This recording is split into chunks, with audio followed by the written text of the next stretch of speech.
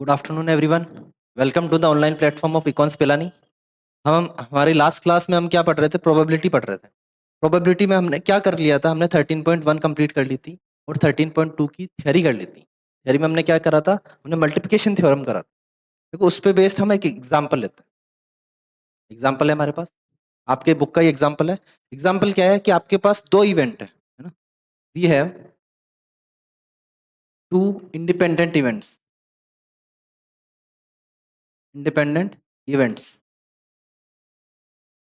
E and F.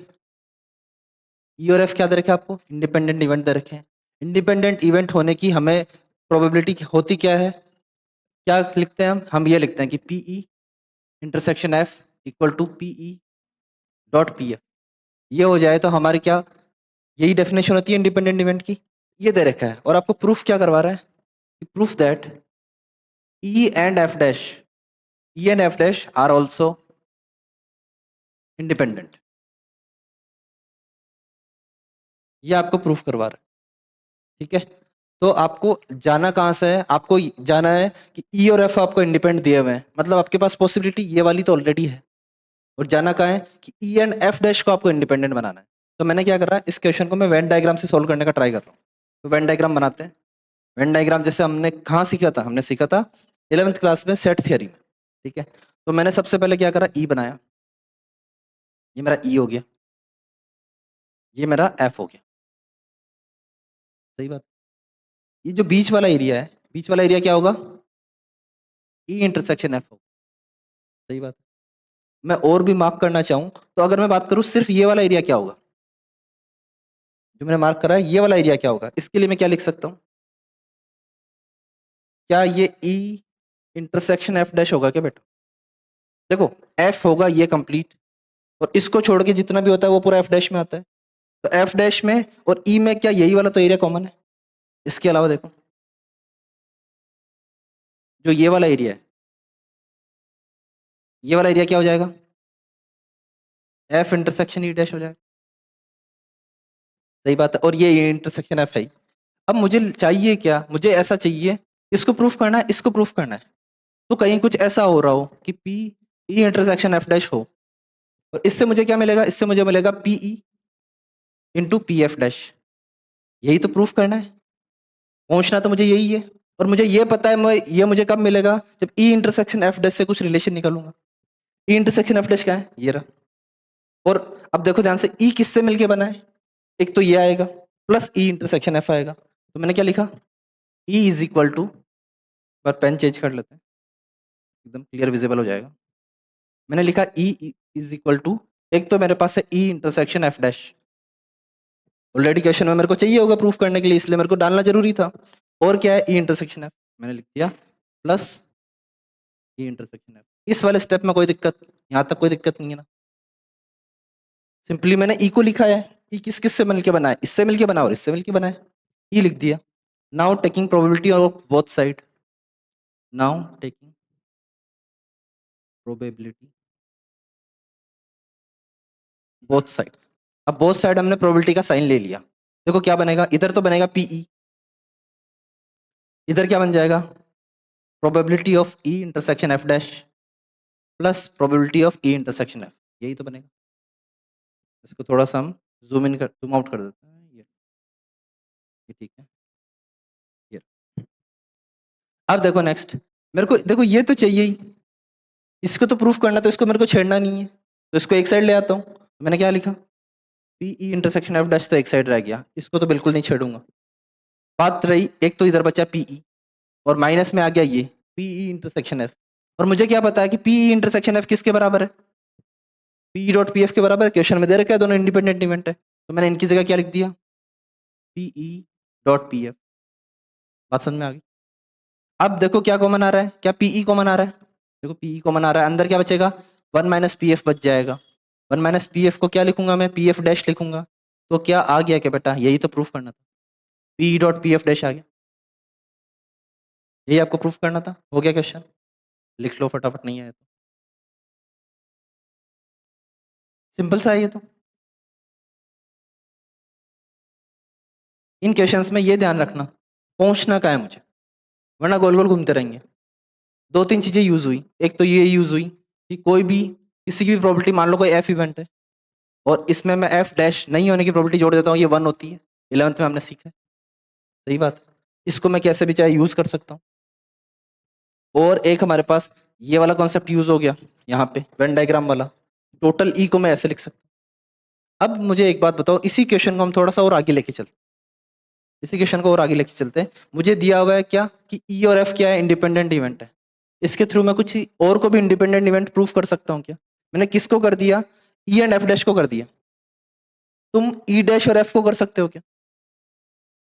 देखो किसको करा है मैंने, ई और एफ डैश को कर दिया। इस बार करना है ई डैश और एफ को, है ना। फॉर होमवर्क आप क्या कर सकते हो कि आप किसको करोगे, ई डैश और एफ को। वही दे रखा है सेम चीज। इस बार किसको प्रूफ करना है, ई डैश और एफ हो सकते हैं क्या? इसके अलावा क्या ई डैश और एफ डैश भी होंगे? तो ये दोनों क्वेश्चन आप घर पे जाके कर सकते हो। दे क्या रखा है, ई एंड एफ क्या है, इंडिपेंडेंट इवेंट है। Proof that E dash and F है क्या, और ई डैश एंड एफ डैश है क्या। दोनों अलग अलग पार्ट के क्वेश्चन है। अगर फर्दर इसको करना चाहो तो हो जाएगा।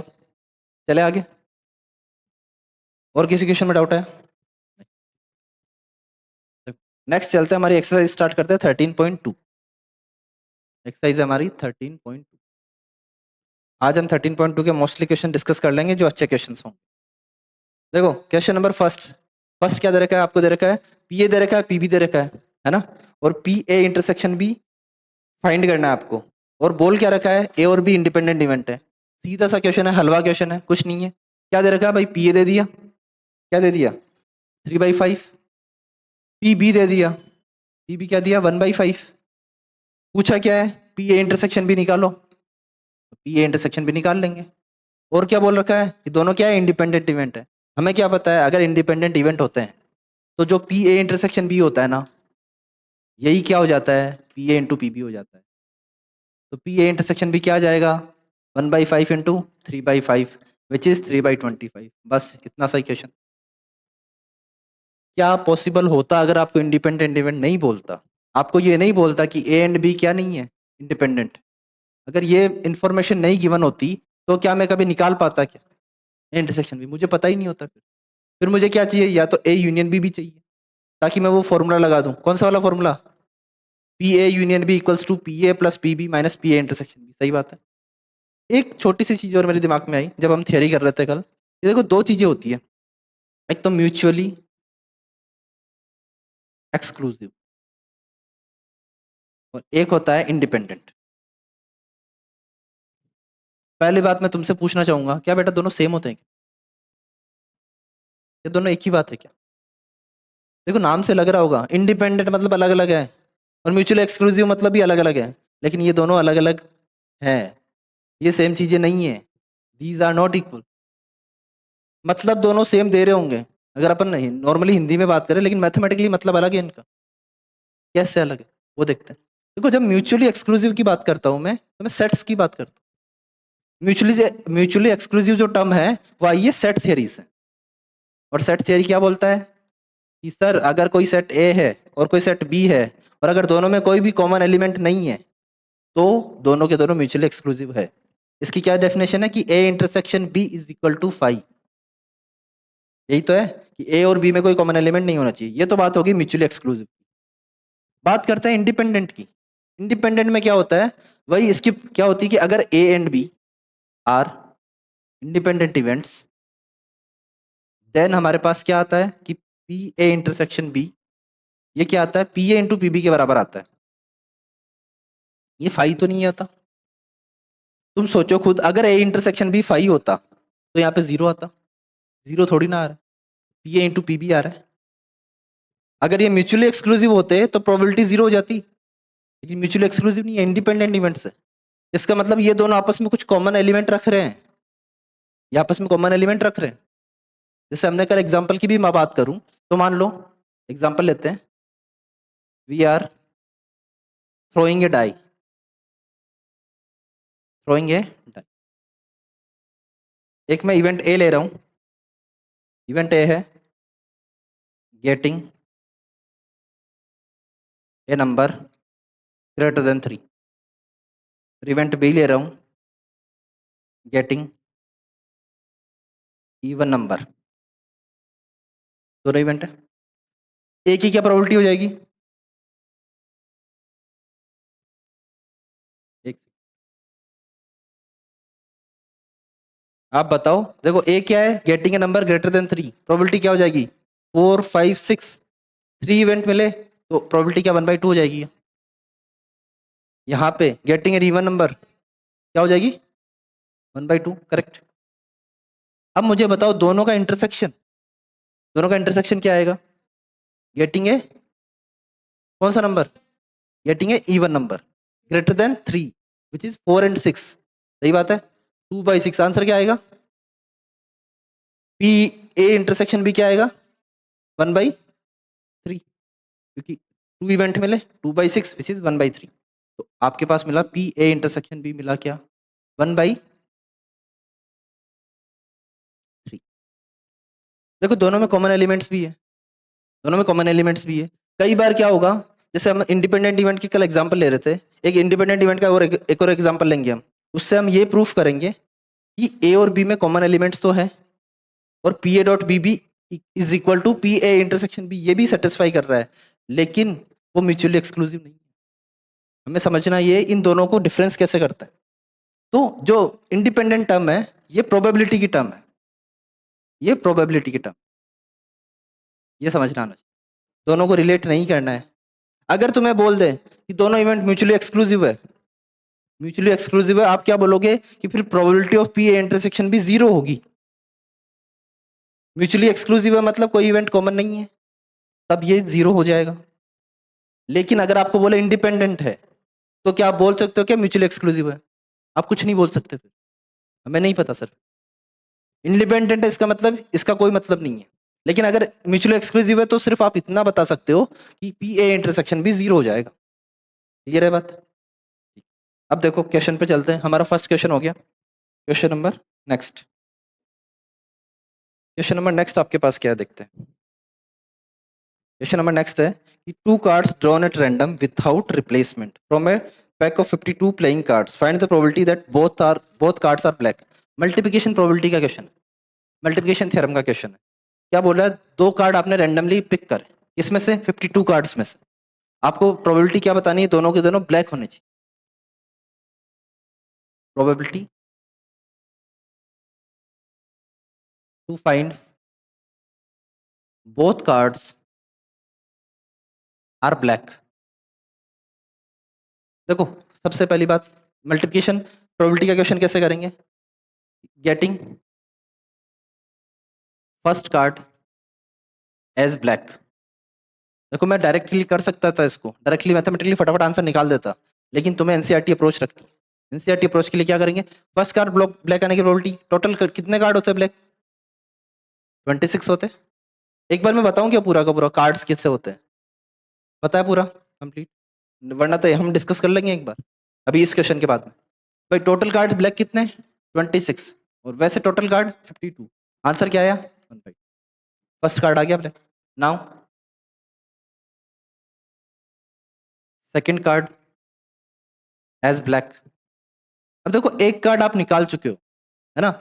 अब विदाउट रिप्लेसमेंट बोला है ना, तो वो कार्ड वापस नहीं डाला आपने, वो कार्ड आपके हाथ में ही है। तो अब सोचो एक कार्ड ब्लैक निकला होगा, तो अब ब्लैक कितने बचे होंगे?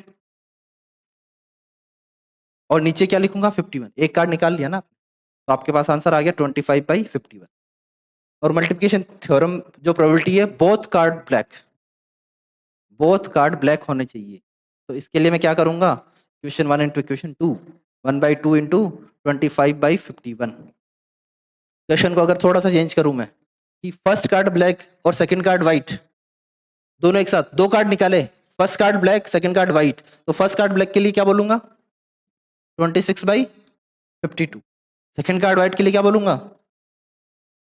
बोलो ना बेटा, 26/51। ये बोला क्यों? निकाला तो ब्लैक कार्ड था, व्हाइट कार्ड तो अभी भी 26 है, ये हो जाएगा। मतलब रेड कार्ड की बात, दो कलर होते हैं ना अपने पास, एक तो हो गया ब्लैक, एक हो गया रेड। अब अगर मैं तुमसे पूछूं इस बार 3 कार्ड निकाले, 3 कार्ड निकाले, फर्स्ट होना चाहिए रेड, सेकंड होना चाहिए ब्लैक और थर्ड भी होना चाहिए ब्लैक। क्या हो जाएगा? First red 26/52, very good. फिर 26/, अब 25/50, वेरी गुड। हो जाएगा, समझ में आ रहा है? मल्टीप्लिकेशन थ्योरम तो बहुत इजी है ना? पर एक बात ध्यान रखना, ये डायरेक्टली ये लिख के नहीं आना है ना? आराम से पूरी चीजें लिखनी है, क्योंकि ये लिख के आओगे नंबर मिलेगा हाफ। सही है? चले नेक्स्ट। 2-3 क्वेश्चन हो गए ना अपने। क्वेश्चन नंबर 3 देखो। क्वेश्चन नंबर 3 में तुम्हें क्या बोल रखा है? ये कोई बॉक्स है ना? बॉक्स किसका है? ऑरेंजेस का बॉक्स है। मान लो कोई फैक्ट्री है। फैक्ट्री में होता क्या है कि एक रैंडमली कोई बॉक्स सेलेक्ट करते हैं, है ना? रैंडमली बॉक्स सेलेक्ट करते हैं। क्या बोल रखा है इसमें? ये box is inspected bye examining 3 randomly selected oranges drawn without replacement. If all 3 oranges are good, the box is approved for sale. Otherwise, it is rejected. Find the probability that a box contain 15 oranges out of 12 are good and 3 bad ones approved for sale. देखो क्या बोल रखा है, मैं पूरा समझा देता हूँ। आपके पास एक बॉक्स है। बॉक्स में आपके पास है 15 ऑरेंजेस। 15 ऑरेंजेस, ठीक है? आप क्या करोगे? रैंडमली इसमें से एक ऑरेंज उठाया, आप चेक करोगे वो सही है या गलत है, मतलब सही है, खाने लायक है, या फिर सड़ा हुआ है ना? तो दो ही चीजें हो सकती है, या तो सड़ा हुआ मिलेगा या फिर सही मिलेगा। तो हर बॉक्स में 15 ऑरेंजेस है। अगर इसमें से आपने फर्स्ट उठाया, सही निकला, फिर वो आपने वापस नहीं रखा, वो आपके हाथ में। सेकंड उठाया, वो भी सही निकला, और थर्ड उठाया, वो भी सही निकला, तब वो बॉक्स अप्रूव्ड फॉर सेल हो जाता है। If we got 3 good oranges, good oranges मतलब खाने लायक, then box approved for sale. Sale के लिए अप्रूव्ड हो जाता है, अदरवाइज रिजेक्ट हो जाता है। इन तीनों में से एक भी क्या गुड ऑरेंज नहीं निकला तो रिजेक्ट हो जाएगा। अब आपको बोला कि आपके पास जो बॉक्स है, आपके पास जो बॉक्स है उसमें 12 गुड ऑरेंजेस है और 3 बैड ऑरेंजेस है, ठीक है? और आपको करना है कि कैसे, जैसे ये मेरा वाला जो बॉक्स है ना, ये अप्रूव हो जाए सेल के लिए। अब सेल के लिए कब अप्रूव होगा? जब एक भी बैड ऑरेंज नहीं मिले। सही बात है। तो हम एक काम करते हैं, या तो हम गुड ऑरेंज निकालने की प्रोबेबिलिटी निकाल लें, या ऐसा करूं मैं, 1 माइनस, क्या करूंगा मैं, बैड ऑरेंज निकालने की प्रोबेबिलिटी को हटा दूंगा, तो भी मेरे पास क्या मिल जाएगा? गुड ऑरेंज निकालने की प्रोबेबिलिटी। तो 1 minus all 3 oranges are bad, ये प्रोबेबिलिटी मैं हटा लेता हूँ। तीनों की तीनों हमने बैड ही मिले हमें, तो हमें तीनों गुड नहीं मिले, हमें तीनों ही बैड मिले, और मैं 1 में से माइनस कर दूंगा। तो देखो, फर्स्ट ऑरेंज बैड आने की प्रोबेबिलिटी कितनी है? 3/12। ये फर्स्ट ऑरेंज आपके पास बैड आया। फिर सेकंड ऑरेंज भी बैड चाहिए, तो क्या हो जाएगा? 2/11। और थर्ड ऑरेंज भी बैड चाहिए, तो 1/11। हाँ, 1/10 सर, 1/10 हो जाएगा, ठीक है? क्या करा भाई?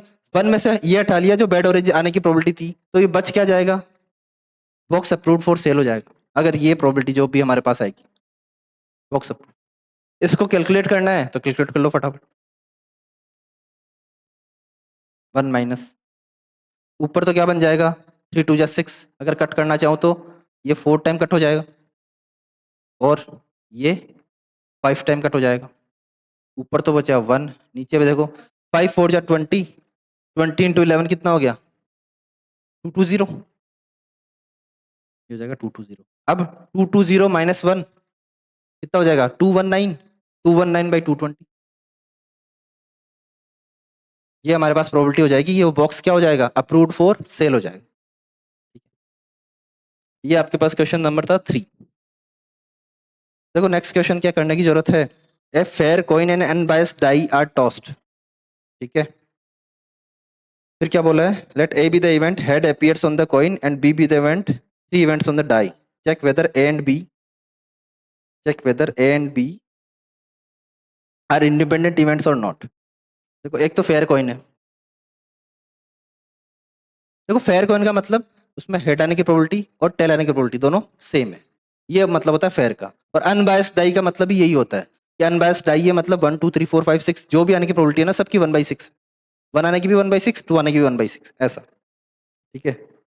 तो अब इवेंट बोल रहा है आपको, इवेंट ए तो बोल रहा है, एक तो fair coin and unbiased die, unbiased die, ये दोनों आपने थ्रो करे। क्वेश्चन नंबर ये है अपना 4।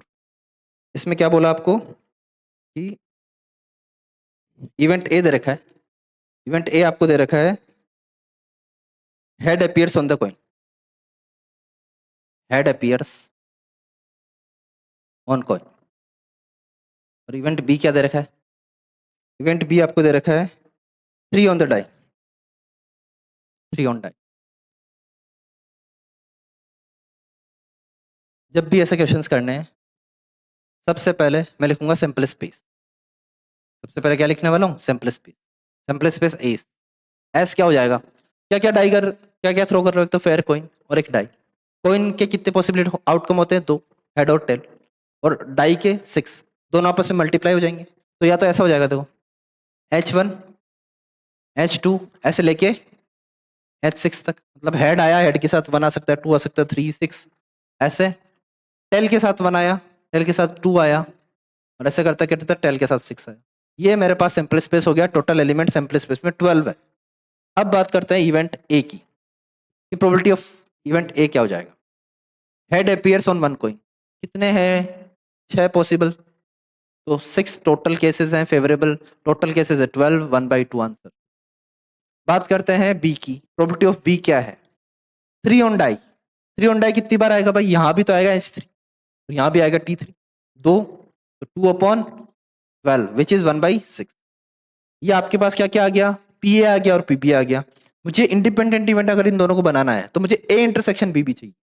तो देखो ए इंटरसेक्शन बी में क्या आएगा, ए क्या बोल रहा है, हेड आना चाहिए कॉइन पे, ऊपर वाले 6 की बात कर रहा है। नीचे वाला क्या बोल रहा है, 3 आना चाहिए डाई पे, तो 3 आना चाहिए, मतलब H3 और T3 की बात कर रहा है। दोनों में कॉमन एलिमेंट सिर्फ H3 है भाई, दोनों में कॉमन, इसमें 2 ही तो एलिमेंट थे, एक तो H3 और एक T3, और इसमें H1 से लेके H6 कॉमन एलिमेंट आया H3, H3 आया, मतलब ए इंटरसेक्शन बी में कितना element, probability of A intersection B 1/। अब क्या करूंगा मैं, P A into P B करूंगा, अगर वो इक्वल आ गया 1/12 के, तो क्या बोल दूंगा, ए और बी इंडिपेंडेंट इवेंट है। तो ये क्या है, 1/2 इंटू 1/6, क्या आ जाएगा, इंडिपेंडेंट इवेंट हो गए। अब मुझे एक बात बता दो, थोड़ी देर पहले हम डिस्कस कर रहे थे, क्या ये म्यूचुअली एक्सक्लूसिव है क्या, क्योंकि एक इवेंट कॉमन आ रहा है, म्यूचुअली एक्सक्लूसिव नहीं है, फिर भी इंडिपेंडेंट हो गए। समझ में आ गई बात, क्लियर है एकदम, ठीक है। ये क्वेश्चन नंबर था आपका 4। क्वेश्चन नंबर 5 देखो, मेरे हिसाब से कराने की जरूरत नहीं है, वही डाई वाला है। डाई के 3 नंबर को आपने रेड कर रखा है और 3 को ग्रीन कर रखा है, हो जाएगा। क्वेश्चन नंबर 6 भी देखो डायरेक्ट है, पी दे रखा है, पी एफ दे रखा है, पी इंटरसेक्शन एफ भी दे रखा है, और पूछा है क्या ई और एफ क्या है, इंडिपेंडेंट है या नहीं, हो जाएगा।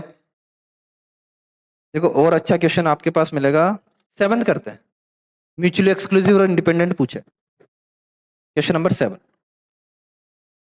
क्वेश्चन नंबर 7 क्या बोल रहा है, 7 आपको बोल रखा है कि पी ए दे रखा है हमने 1/2, पी ए दे रखा है 1/2, और पी ए यूनियन भी दे रखा है 3/5, ये दे रखा है 3/5, और पी भी दे रखा है पी भी क्या दे रखा है, पी दे रखा है। और अब पूछा है फाइंड पी, आपको क्या करना है, फाइंड पी करना है। कैसे, 2 केसेस दे रखे हैं, फर्स्ट केस में ये म्यूचुअली एक्सक्लूसिव हो, फर्स्ट केस में म्यूचुअली एक्सक्लूसिव हो, और सेकंड केस दे रखा है जो ए और बी है वो इंडिपेंडेंट हो, ठीक है। म्यूचुअली एक्सक्लूसिव हो, हमें एक चीज पता है, ए इंटरसेक्शन भी 5 होता है। देखो क्या दे रखा है, पी ए यूनियन भी दे रखा है, फर्स्ट केस लेता हूं मैं, निकालना है मेरे को पीबी, पीबी मतलब पी निकालना है। हमारे पास एक फॉर्मूला क्या है, फॉर्मूला क्या है, देखो सबसे पहले तो मैं कंडीशन लिख देता हूँ, म्यूचुअल एक्सक्लूसिव है मतलब पी ए इंटरसेक्शन बी, ये हो गया 5 या फिर 0, एक ही बात है। फॉर्मूला लगाता हूँ, फॉर्मूला है P A union B is equal to P A plus P B minus P A intersection B, यही होता है। क्या मेरे को पी ए यूनियन भी दे रखा है, बिल्कुल दे रखा है, 3/5 लिखता हूँ। क्या पी ए दे रखा है, ये रहा 1/2, पी बी हमें निकालना ही है जिसकी वैल्यू पी है। क्या ए इंटरसेक्शन बी ये 0 नहीं हो गया क्या, छोड़ देते हैं, यहां से पी की वैल्यू क्या आ जाएगी, 3/5 माइनस 1/2, पी क्या आ जाएगा 3/5 माइनस 1/2। एलसीएम ले लो 10, यहाँ पे क्या आ जाएगा 6, यहाँ पे क्या आ जाएगा 5। आंसर क्या आ गया 1/10। ये आपके पास आंसर आ गया इसका। अगर ये म्यूचुअली एक्सक्लूसिव है तो बात करते हैं सेकंड केस की। इंडिपेंडेंट दे रखा है। इंडिपेंडेंट में हमें क्या पता है, हमें ये चीज पता है कि पी ए इंटरसेक्शन बी जो होता है ना वो क्या होता है, P A into P B होता है। इतना सा पता है, सही है। चलो इसमें भी लगाते हैं सेम फॉर्मूला। सेम फॉर्मूला लगाता है पी ए यूनियन बी, ये तो क्या हो जाएगा, दे रखा है 3/5 equal to P A 1/2 plus P, ये रहा। इस बार पी ए इंटरसेक्शन बी की जगह क्या लिखूंगा, P A dot P B. और पी ए की तो मैं वैल्यू लिख देता हूं ना, क्या 1/2। और पीबी की वैल्यू क्या है, पी दे रखा है ना, पी पीबी क्यों क्या दे रखा है, पी दे रखा है, तो ये मैंने पी लिख दिया। क्या करा मैंने, देखो वापस समझ लो। मेरे को पी ए इंटरसेक्शन बी चाहिए था। पी ए इंटरसेक्शन बी है क्या, P A dot P B है, सही बात है। पी ए की वैल्यू ये देखो ये दे रखी 1/2, मैंने 1/2 रख दी। पीबी की वैल्यू फाइंड आउट करनी है जो कि है पी। क्लियर है। अब देखो नेक्स्ट स्टेप में 3/5 माइनस 1/2 इज इक्वल टू क्या है, देखो ये क्या हो जाएगा, p/2 ही तो हो जाएगा। इसकी वैल्यू ऑलरेडी कितनी है 1/10, तो 1/10 इंटू 2 क्या हो जाएगा 1/5। तो यहाँ पे p की वैल्यू आ जाएगी 1/5। कोई दिक्कत, आ गया समझ में, चले आगे। ओके,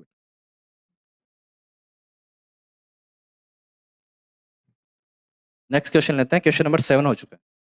7 के बाद में देखो 8th क्वेश्चन। 8th क्वेश्चन में एक दो पार्ट अच्छे हैं, वैसे कुछ खास है नहीं क्वेश्चन में। 8th क्वेश्चन बोल रखा है ए और बी इंडिपेंडेंट इवेंट्स है और पी ए दे रखा है 0.3।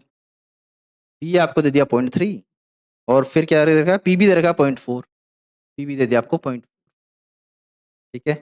आपको फाइंड क्या क्या करना है, एक तो पी ए इंटरसेक्शन भी फाइंड करना है। सेकंड पी ए यूनियन भी फाइंड आउट करना है।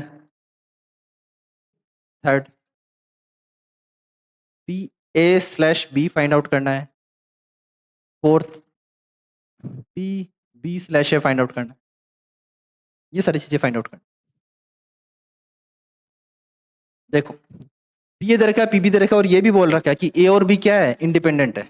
A and B are independent. Independent है तो हमें क्या पता है कि पी ए इंटरसेक्शन बी क्या होगा, P A dot P B के इक्वल। तो ये पी ए इंटरसेक्शन बी है क्या, P A dot P B के इक्वल होगा, मतलब 0.3 इंटू 0.4 क्या हो जाएगा, यही हो जाएगा। खत्म हो गया question. P A union B क्या होता है, P A plus P B minus P A intersection B. P A ये रहा, पी बी ये रहा, पी ए इंटरसेक्शन बी ये रहा, ये भी हो जाएगा। जो भी आंसर आएगा कैलकुलेट कर सकते हो। पी ए स्लैश पी और पी बी स्लैश ए, कोई सा एक कर लेते हैं। ये करता हूं तो ये क्या बनेगा, पी बी।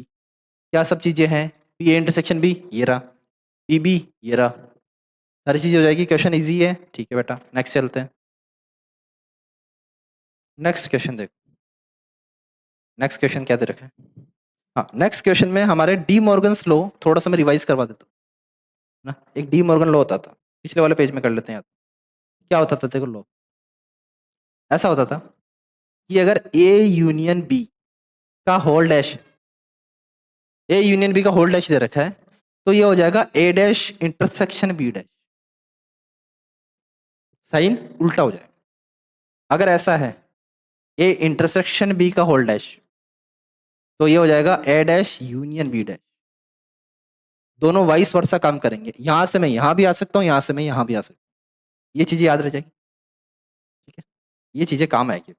एक नॉट ए का मतलब ए डैश ही होता है। भाई मैं लिख दूं नॉट ए, नॉट ए मतलब मैं बात करूंगा किसकी, ए डैश की, है ना। और मैं एक बात ये भी लिख सकता हूं ए प्लस नॉट ए क्या हो जाएगा 1। ए प्लस ए डैश की बात कर रहा हूं 1 हो जाएगा। ये सारी चीजें काम आएगी। अब चलो आगे। आगे क्या है हमारे पास, हमें दे रखा है ए और बी दो इवेंट्स ऐसे हैं कि पी ए दे रखा है। मैं एक बार क्वेश्चन नंबर लिख लेता हूँ। क्वेश्चन नंबर है 9। पी आपको दे रखा है 1/4, ये हो गया 1/4। फिर आपको पी बी दे रखा है 1/2, ये हो गया पी बी दे रखा है 1/2। ठीक है। पी ए हो गया, पी बी हो गया और पी ए इंटरसेक्शन भी दे रखा है 1/8। पी ए इंटरसेक्शन भी दे रखा है 1/8। एक बार ध्यान से देख के बता दो क्या ये दोनों इंडिपेंडेंट इवेंट है, देखो पी दे दिया, पीबी दे दिया, P intersection B, independent event है ना। अब पूछा क्या है, find P, find P not A. Not A को देखो मैं ऐसे लिख देता हूं, ए डैश, फिर एंड नॉट बी, बीच में एंड लगाया तो एंड का साउंड इंटरसेक्शन का, एंड नॉट बी मतलब बी डैश। ये फाइंड आउट करना, देखो बहुत इजी है। अभी हम वापस इसमें लगाएंगे हमारा क्या, क्या मैं इसको ऐसे लिख सकता हूं, पी ए यूनियन बी का होल डैश, इसको मैंने ये लिख दिया, सही बात है। और इसको मैं क्या ऐसा लिख सकता हूं, 1 - पी ए यूनियन बी। और अब पी ए यूनियन बी का फॉर्मूला लगा दूंगा मैं, क्या हो जाएगा, P A plus P B, P A plus P B minus P A intersection B, क्या हो जाएगा, 1 - पी ए की वैल्यू कितनी है, 1/4 प्लस 1/2 माइनस 1/8। सॉल्व कर लो, आंसर आ जाएगा इजीली। देखो क्या होगा, 1 - अंदर 8 एलसीएम आएगा, यहाँ आएगा 2, यहाँ आएगा 4, यहाँ आएगा 1, कितना हो गया, ये 2 4 6, 6 - 1 5, 5/8, 1 - 5/8, 8 - 5, 3/8। Final answer. कोई दिक्कत, चले आगे। तो ये आपका था क्वेश्चन नंबर 9। क्वेश्चन नंबर 9 के बाद में देखो 10 ऐसा ही है, क्या करने की जरूरत है, क्या क्या दे रखा है, ए और बी दो इवेंट दे रखे हैं, पी ए दे रखा है, पी बी दे रखा है, और पी नॉट ए और नॉट बी ये भी दे रखा है। पूछा क्या है, state the A and B are independent है या नहीं, निकल जाएगा। Question number next, question number 11। 11 देखो, 11 कर लेते हैं। क्वेश्चन नंबर 11 देख, 11 बोल रखा है कि दो इंडिपेंडेंट इवेंट है ए एंड बी, इसमें पी ए क्या दे रखा है, पी ए दे रखा है आपको 0.3, और पी बी आपको दे रखा है 0.6, और आपको बोल रखा है ये क्या है, इंडिपेंडेंट है। ठीक है, और क्या बोल रखा है, और आपको फाइंड आउट करना है, एक तो फाइंड आउट करना है पी ए एंड बी, और क्या फाइंड आउट करना है, पी ए नॉट बी। ठीक है, ए एंड नॉट बी, और क्या फाइंड आउट करना है, पी ए और बी। फोर्थ आपको फाइंड आउट करना है neither A, neither A nor B, ये फाइंड आउट करने हैं। ठीक है, करते हैं क्वेश्चन।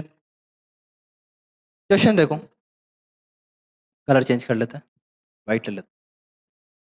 सबसे पहले पी ए एंड बी है, क्या इसको मैं ऐसा लिख दूं, क्या ये तो हो गया, क्योंकि ये क्या हो जाएगा, 0.3 इंटू 0.6 हो जाएगा, विच इज 0.18। क्वेश्चन खत्म। याद रखा है P A and not B, इसको मैं क्या लिखूंगा, देखो पी ए बीच में एंड, एंड मतलब इंटरसेक्शन, नॉट बी मतलब बी का डैश, सही बात है। अब इससे आगे कैसे जाएंगे ये बताओ, P A intersection B dash, yes, A dash नहीं, सिर्फ बी के डैश, सिर्फ बी के डैश।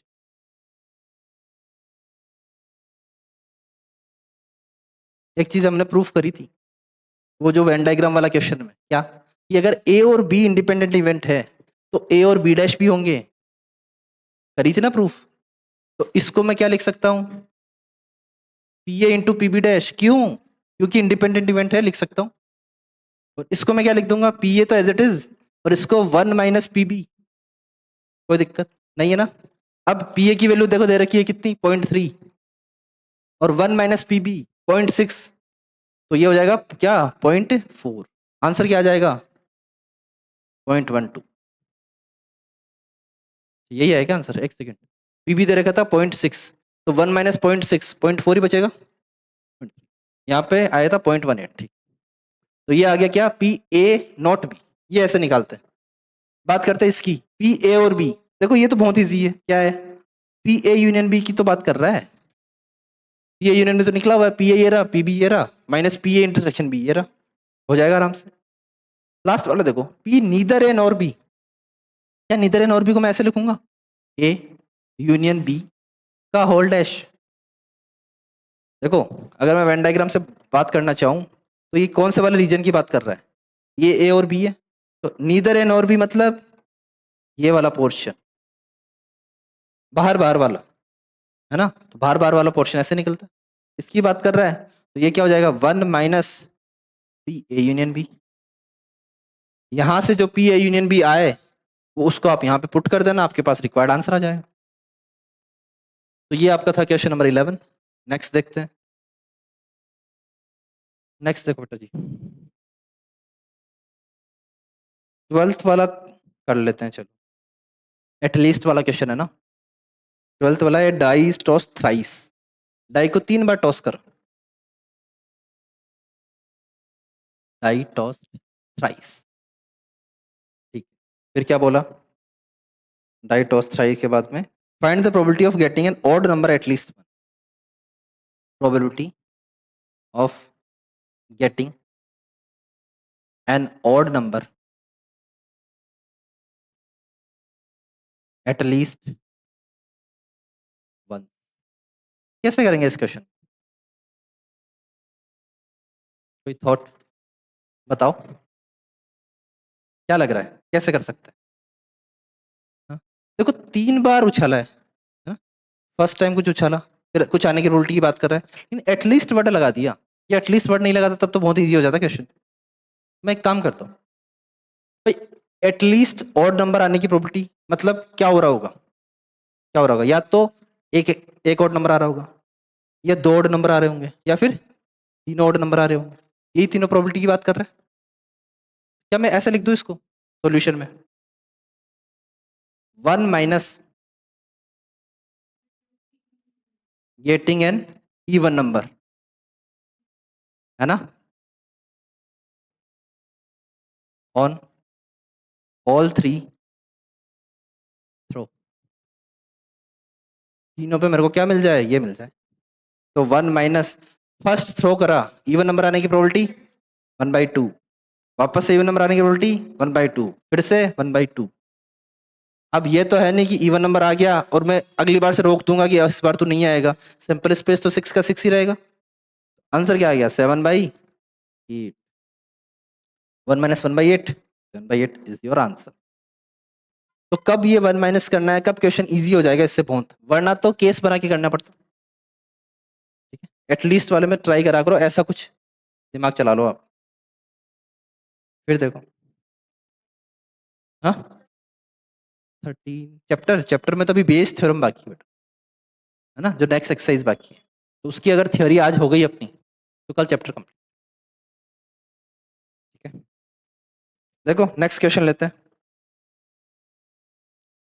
नेक्स्ट क्वेश्चन है आपके पास क्वेश्चन नंबर 13। क्वेश्चन नंबर 13 आपको क्या बोल रहा है? 2 balls are drawn at random with replacement.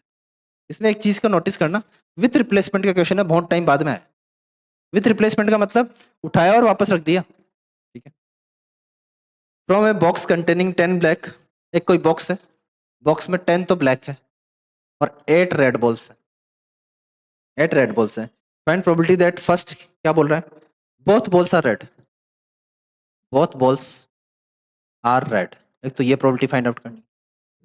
Second क्या बोल रहा है? सेकंड बोल रहा है first is black,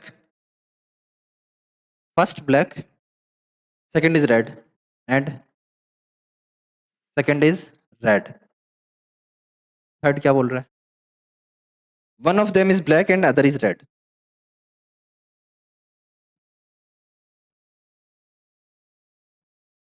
one of them is black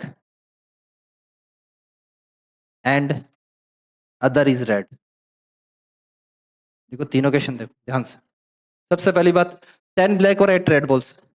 सबसे पहला क्या बोल रहा है? बहुत रेड होनी चाहिए। फर्स्ट रेड होने की प्रोबेबिलिटी कितनी है? टोटल बॉल्स कितनी है बॉक्स में? 18।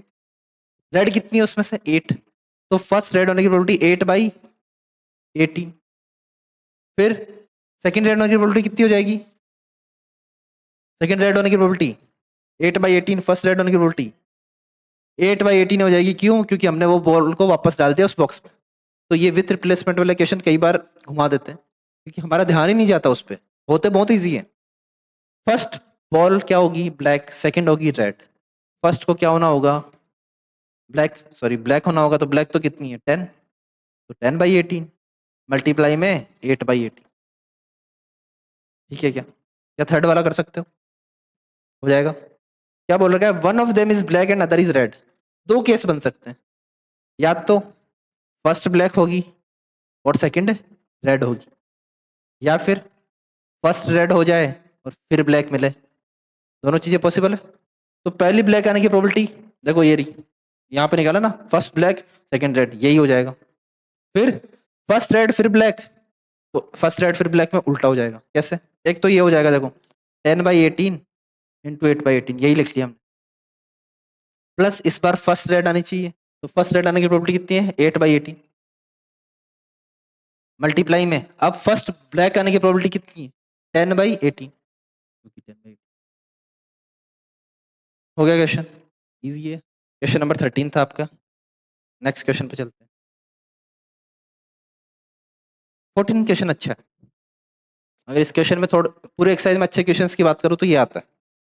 14 क्वेश्चन क्या बोल रहा है, probability of solving problem independently by A and B are 1/2 and 1/3। कोई प्रॉब्लम है, उसको ए अगर सॉल्व करे उसकी प्रोबेबिलिटी 1/2, बी उस प्रॉब्लम को सॉल्व करे कितनी है प्रोबेबिलिटी 1/3। इंडिपेंडेंटली सॉल्व कर रहे हैं, मतलब पी ए इंटरसेक्शन बी क्या होगा, P A dot P B होगा। ये बात हमने क्वेश्चन में उसने लैंग्वेज में बता दी। अब बोल रहा है first the problem is solve, the problem is solve, इसकी प्रोबेबिलिटी क्या होगी। और सेकंड पोर्शन है इस क्वेश्चन का, exactly one of them solve the problem, exactly one of them solves the problem. मान लेते हैं कोई मैथ्स की प्रॉब्लम होगी, है ना, क्लास के दो बच्चे, तो देखो बोला द प्रॉब्लम इज सॉल्व, तो या तो ए ने कर दी होगी, या फिर बी ने कर दी होगी, या ए और बी दोनों ने कर दी होगी। तो ये किसका साउंड आ रहा है, क्या यूनियन का साउंड आ रहा है, क्या इसकी बात हो रही है क्या। कलर चेंज कर लेते हैं, क्या इसकी बात हो रही है पी ए यूनियन बी की। ठीक, या तो ए कर लेगा या बी कर लेगा, या दोनों मिलके कर लेंगे। ये किस में साउंड आता है, ए यूनियन बी में ही तो साउंड आता है। तो हमें क्या पता है, पी ए हमें दे रखा है क्या 1/2, पी बी दे रखा है हमें 1/3, और पी ए इंटरसेक्शन बी भी हमें दे रखा है 1/6, क्योंकि दोनों इंडिपेंडेंट इवेंट बोल रखा है। तो ये तो कौन सा सोल्व हो गया कि प्रॉब्लम सोल्व हो गई। अच्छा, ये यहाँ पे बनता है question, exactly one of them solve the problem, मतलब ए ने करा तो बी ने नहीं करा, और बी ने करा तो ए ने नहीं करा। तो देखो क्या प्रोबेबिलिटी हो जाएगी, प्रोबेबिलिटी ऐसे फाइंड आउट करेंगे कि ए ने प्रॉब्लम सॉल्व कर दी और बी ने प्रॉब्लम सॉल्व नहीं करी, प्लस ए ने प्रॉब्लम सॉल्व नहीं करी और बी ने प्रॉब्लम सॉल्व कर दी। ये दो केस बने, ए डैश और बी डैश में निकाल सकता हूँ। कहां से, यहां से। प्रोबेबिलिटी ऑफ ए डैश क्या हो जाएगा 1/2, और प्रोबेबिलिटी ऑफ बी डैश क्या हो जाएगा 2/3। अब रख दो वैल्यूज, क्या है भैया, ए से हो गया 1/2, बी से नहीं हुआ 2/3, प्लस इस बार ए डैश मतलब वापस से 1/2, और बी का मतलब 1/3। ये आपका रिक्वायर्ड आंसर आ जाए। समझ में आ गया, ठीक है, आगे चलते हैं।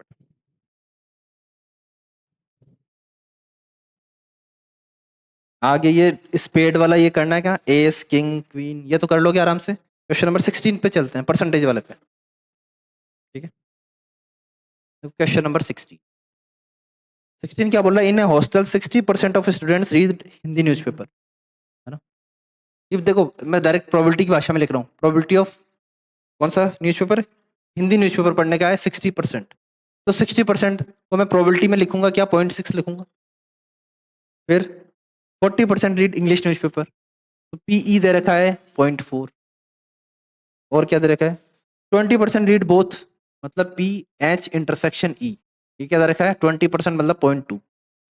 क्या दोनों इंडिपेंडेंट इवेंट है, या P H dot P E क्या हो जाएगा 0.24, 6 4 जा 24, तो 0.24 हो जाएगा। क्या ये भी 0.24 आ रहा है, नहीं आ रहा, तो इंडिपेंडेंट इवेंट तो नहीं है। फिर अब क्या बोल रहा है कि एक कोई स्टूडेंट रेंडमली सेलेक्ट करा गया, है ना, रेंडमली सेलेक्ट करा गया, और ए पूछा है, ए क्या है? Find the probability that she reads neither Hindi nor English. तो एक स्टूडेंट है, ये कुछ नहीं पढ़ती, इसका पढ़ना का काम ही नहीं है ना, ना तो हिंदी पढ़ती है ना इंग्लिश पढ़ती है, तो मैं क्या लिख दूंगा? हिंदी और इंग्लिश दोनों नहीं पढ़ती। समझ में आ गया? देखो, हिंदी या इंग्लिश दोनों ही नहीं पढ़ती, ये आएगा। इसको मैं क्या लिख दूंगा?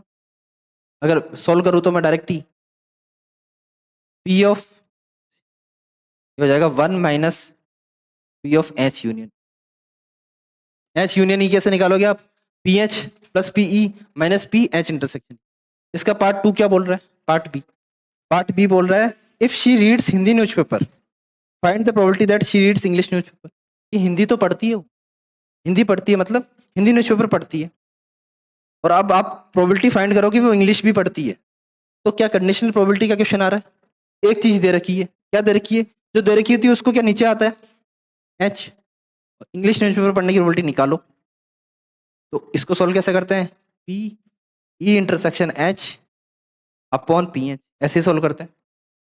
ई इंटरसेक्शन एच ये रहा 0.2 अपॉन पी एच की वैल्यू क्या? 0.6। 1/3 इज द आंसर। ऐसे ही इसका जो थर्ड पार्ट है, थर्ड पार्ट भी सेम ऐसा ही है कि इंग्लिश न्यूज़पेपर पढ़ती है, फाइंड द प्रोबेबिलिटी दैट वो हिंदी भी पढ़ती है। तो इस बार देखो ई बाई एच निकाला था, इस बार एच स्लैश ई निकाल लो। इस बार क्या हो जाएगा? ऊपर तो वही 0.2 आएगा और नीचे 0.4 आ जाएगा, प्रोबेबिलिटी आ जाएगी 1/2। तो ये आपका क्वेश्चन नंबर 16 था। ठीक है, क्वेश्चन नंबर 17 और 18 देख लो, ऑप्शन वाले जो है। ऑप्शन वाले में देखो क्वेश्चन नंबर 17 क्या बोल रहा है? लास्ट के दो क्वेश्चन बचे अपने, 17 बचा है कि 18? 17 बोल रहा है कि the probability of obtaining an even prime number on each die when pair of die is rolled. देखो पेयर ऑफ डाई रोल करा है, पेयर ऑफ डाई रोल करते ही हमारे पास सैंपल स्पेस आ गया। कितना आ गया?